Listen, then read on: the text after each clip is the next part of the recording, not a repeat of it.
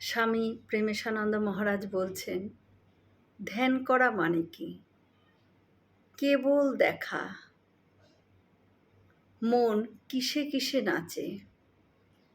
কেন মন শ্রীরামকৃষ্ণকে চায় না?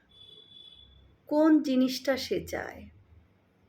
বুকের ভেতরটা না গিয়ে কেন সে বাইরের রূপ, রস, শব্দ, গন্ধ, স্পর্শ চায়?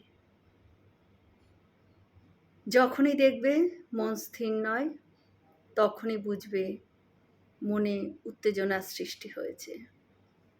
নয় কামে, ক্রোধে, নয় লোভে, নয় মাৎসর্যে। মনকে শান্ত রাখতে চেষ্টা করার অভ্যাসই হলো ধ্যান।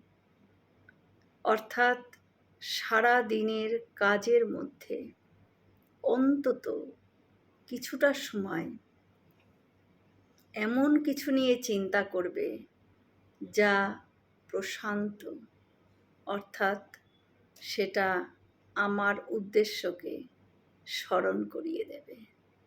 জয় শ্রী রামকৃষ্ণ।